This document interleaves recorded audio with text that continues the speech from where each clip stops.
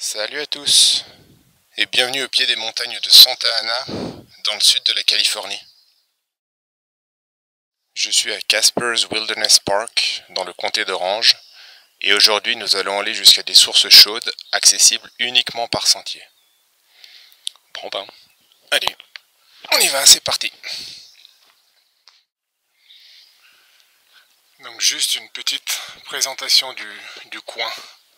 Le parc lui-même, il est raconté que cet endroit a été habité évidemment par les habitants autochtones pendant longtemps, même si autant que je sache, aucune fouille n'a jamais eu lieu ici. Pour l'anecdote, les Espagnols avaient l'habitude de rebaptiser les tribus locales du nom de la mission la plus proche dont ils dépendaient. Par exemple, les Gabrielinos, qui dépendaient de la mission San Gabriel Arcángel, les Fernandeños, la mission San Fernando, près de Los Angeles, mais ici, le coin où on est spécifiquement, les autochtones avaient été rebaptisés les Juaneños, de la mission San Juan Capistrano, qui est une dizaine de kilomètres d'ici, qui est pas très loin. Leur nom original était les Tongva, T-O-N-G-V-A, avant le changement de nom forcé. Les premières mentions officielles d'Européens prenant possession du lieu datent environ des années, il me semble, 1840, je crois, quand c'était encore ici sous domination mexicaine, où un ranch a été créé, un rancho. Pour faire simple, en fait, cet endroit a été utilisé pour l'élevage, sans discontinuer, depuis cette époque, jusque dans les années 60. J'ai vu en ligne que ça a été utilisé pour l'élevage jusqu'aux années 65, 1966, je crois, quand l'un des derniers propriétaires privés est décédé. Et après quelques années d'inactivité, le terrain appartenait toujours à la famille, donc c'était toujours privé. Les héritiers ont finalement décidé de tout mettre en vente, et en fait, tout a été acheté par le comté. Ça a été acheté en 1973 et j'ai vu que dès 1974, en fait, ça a été ouvert au public. C'est tout simplement un terrain protégé, un coin protégé. Et jusqu'à aujourd'hui. Des écrits de l'époque coloniale racontent que les sources chaudes étaient déjà utilisées avant l'arrivée des Européens et que les autochtones, les habitants autochtones construisaient des temescales. En gros, des huttes de boue qu'ils utilisaient comme sauna. Il est même raconté qu'un village avait été fondé à proximité, mais sans plus de précision. Des récits même d'Amérindiens de la fin du 19e siècle, donc des gens, racontent comment leurs grands-parents allaient aux sources, notamment pour ramasser des glands en automne. La brume a finalement décidé de se lever. On sort enfin des nuages, parce qu'on est un tout petit peu élevé, mais vous pouvez voir comme dans la vallée, c'est couvert, ça va se lever, c'est toujours comme ça, le matin c'est normal, mais ça fait du bien de voir le soleil. Donc je vais continuer, j'avance bien, ça fait à peu près 2 heures que je marche. Et nous voilà juste en face de la montagne de la Selle, donc le mont Santiago et le mont Modjeska. Je voulais aller au mont Santiago la semaine dernière, c'était fermé, je crois pas, il y a eu un petit peu de neige et je voulais voir si je pouvais voir ça, mais le coin était fermé. Et on a enfin une petite vue. Là-bas, on est en train de regarder le comté d'Orange. On est tourné vers le nord, en gros. Sauf que le fond, on voit encore pas mal de brume. Voilà une plante de yucca. Alors je veux juste vous montrer pourquoi c'est une plante que j'aime beaucoup. Et je vais vous montrer en fait les différentes phases de la floraison. Donc là c'est la plante sans rien. Juste à côté on en a une deuxième avec la tige parce qu'on est au printemps qui est en train de sortir. On dirait une grande asperge. Ça donne envie de manger.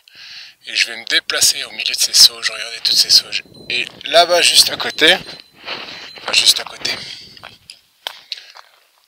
on a là-bas une tige après la floraison. Donc ça sont les graines, c'est la tige qui est complètement sèche, on a la plante qui est au pied qu'on ne voit pas.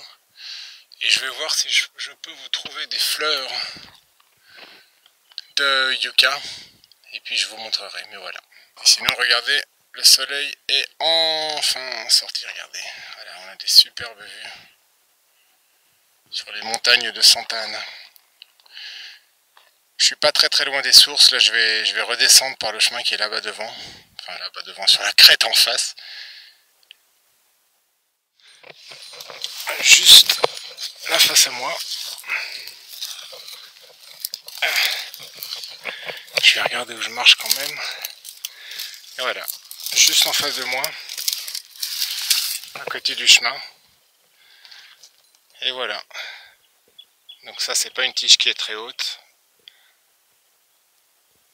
Ce sont des fleurs qui sont comestibles, que je vais évidemment pas toucher, elles n'ont pas beaucoup de goût, mais voilà. Voilà la fleur de yucca, bon celle-là est évidemment pas complètement éclose comme vous pouvez voir, mais vous pouvez aussi voir comme c'est joli. Très jolie fleur. Je suis en train de redescendre sur les sources. J'ai fini de suivre la crête et je redescends en bas du canyon. Donc pour en revenir un petit peu à l'histoire de ces sources, elles ont en fait été mentionnées sur différentes cartes. Ouais, je viens de dire, c'est depuis l'époque coloniale. Donc elles étaient représentées sur les cartes, évidemment des propriétaires du ranch mexicain. Et les frères franciscains de la mission voisine de San Juan Capistrano les mentionnent aussi dans leurs écrits. Et ils avaient même fait construire un petit bâtiment ou une petite hutte d'adobé juste à côté des sources. Les premières mentions de stations balnéaires au sens moderne du terme datent d'environ 1885, quand le propriétaire de l'époque construisit quelques petits bâtiments juste à côté des sources, et quelques campeurs et des curistes ont commencé à venir, et les sources ont commencé à gagner une certaine notoriété localement. Je voulais juste montrer ces empreintes. J'ai mis mon pied à côté pour vous donner une idée de la taille. Il n'y a pas de griffes, donc évidemment c'est un félin, et vu la taille de ça, c'est pas un, comment ça s'appelle, un lynx. Donc il est très probable que ce soit des empreintes de pumas. Maintenant je sais pas si elles sont récentes, si elles sont anciennes. Mais ouais, vu la taille de ce truc, et les chiens sont interdits dans ce parc. Donc c'est définitivement pas un chien, c'est rien de tout ça. Voilà. J'arrive bientôt aux sources. Et puis bah voilà. J'arrive d'abord aux sources froides. Il y a des sources froides d'un côté de la route et les sources chaudes qui sont de l'autre côté, et j'espère qu'on arrivera à les atteindre. Ben... Par contre là j'ai pas de choix, hein. J'espère que c'est pas trop profond. Ah putain, waouh, ça glisse. Ouais non, ça va. Voilà, c'est ce qui arrive quand il flotte là-bas. Ah, ça fait du bien aux pieds. Ah, c'est agréable. Voilà, je suis en train de traverser. Ah, ça fait du bien aux pieds, hein. Qu'est-ce que c'est agréable. Je me demandais si ce serait plus profond, mais ça n'est pas du tout le cas. Très agréable. Je vois les canards là-bas. Je suis ici au-dessus, juste au-dessus des premières sources. Elles sont juste là en bas. On peut voir certains palmiers d'ailleurs, qui normalement ne poussent pas au milieu des collines. Le chemin m'a ramené au bord de la nationale, donc c'est pour ça qu'on va commencer à entendre quelques voitures. Je suis passé par le haut pour venir, mais pour rentrer je vais longer la nationale, qui est un chemin beaucoup moins marrant, mais c'est tout plat. Donc pour en finir avec les sources, c'est la station balnéaire. La Grande Dépression en fait de 1928 a beaucoup affecté la station balnéaire, la petite station balnéaire qui s'était installée ici. Et en fait l'endroit ne s'en est vraiment jamais remis. C'est un endroit qui avait une certaine renommée à la fin du 19e siècle, début 20e siècle, pour venir faire des cures, c'est peut-être un grand mot, mais en fait l'endroit est plutôt tombé dans l'oubli. Dans les années 70, j'ai lu en ligne qu'apparemment il y avait pas mal de personnes qui venaient ici pour des hippies, pour fumer, pour faire ce qu'ils avaient à faire. Ça fait un peu cliché, mais apparemment c'était un endroit où ils ont eu pas mal de problèmes. Dans les années 70, j'ai même lu la mention de 2 assassinats à l'époque. Donc apparemment les flics avaient pas mal de boulot sur le coin. Et puis aujourd'hui, les sources ici, c'est un site protégé et qui est inscrit au site historique de Californie. Voilà, donc cette fois je vais vous voir directement tout en bas de ces sources. C'est une bonne marche, hein. Et après il faut encore que je retourne, mais je pense que aller-retour il y en a facile pour 25 km. Facile, mais c'est une très jolie marche. Donc ça c'est l'entrée des premières sources, et malheureusement je ne vais pas entrer. Parce que comme vous pouvez voir, c'est interdit au public. J'étais venu ici il y a quelques années, j'avais une vidéo, j'étais entré il y a quelques années parce que l'accès n'était pas aussi fermé. Mais ici à 20 mètres sur le sol, il y a des espèces de petits bacs en béton avec l'eau qui en sort. Mais malheureusement ouais non, c'est fermé, donc j'ai pas envie d'entrer.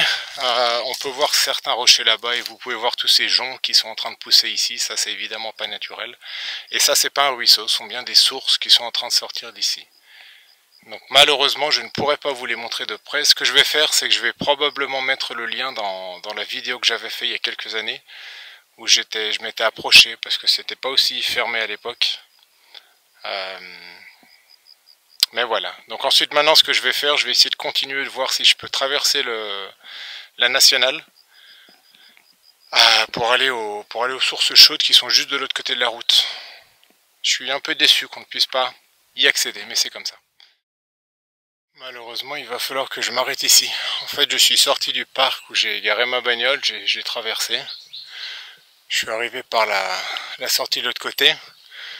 Et donc ça, cette petite route qui est là, si je prends à droite, elle rejoint la nationale, qui n'est pas très loin. Le problème, c'est que c'est complètement fermé. Alors il n'y a personne, je pourrais sauter, je pourrais entrer sans problème, mais je suis tellement peureux qu'en fait au retour, je préfère ne pas revenir pour ne pas avoir repassé par-dessus. Voilà. Donc je crois que je vais faire tout simplement demi-tour, parce que si c'est fermé ici, il y a une raison pour ça. Je pourrais passer par-dessus, mais j'ai pas envie de... Je viens de voir un ranger là sur mon... Enfin très, très souriante la dame d'ailleurs, mais j'ai pas envie de me faire choper. Donc malheureusement je vais faire demi-tour. Les sources chaudes sont juste là. Mais pour être tout à fait honnête, je savais pas trop comment j'allais les atteindre en marchant, parce que je sais que c'est un site protégé.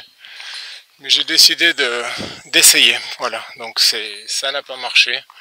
Je vais devoir faire demi-tour, j'ai une bonne marche pour le retour, ça m'aura fait une belle rando de toute façon. J'aurais bien voulu pouvoir vous montrer au moins les petites sources à côté desquelles je suis passé, mais même là-bas c'est fermé.